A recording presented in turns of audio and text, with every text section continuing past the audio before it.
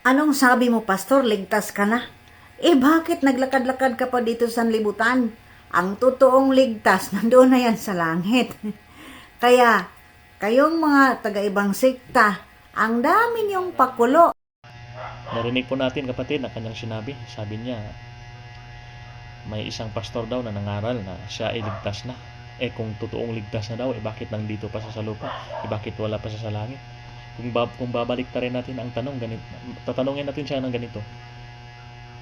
Ikaw, tinatanggap mo na hindi ka paligtas, bakit nandito ka pa? Bakit wala ka pa sa impyerno? Oo, di ba?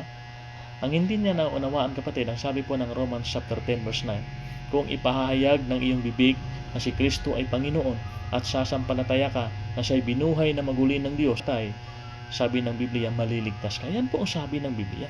Kapag ka ikaw ay nanampalataya ng buong puso na si Jesus ay namatay nang dahil sa ating mga kasalanan, inilibing at sa ikatlong araw ay nabuhay na maguli ayon sa kasulatan, sabi ng Romans 10 ay maliligtas ka.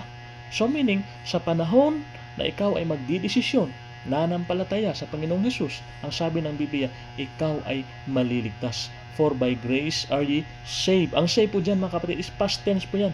So meaning, kapag ka ikaw ay nanampalataya sa Ebanghelyo ng kaligtasan, maliligtas ka. Hindi bukas, hindi pagkatapos ng kamatayan, hindi ngayon.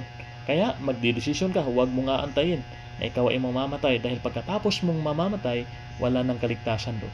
Ngayon ang araw ng kaligtasan.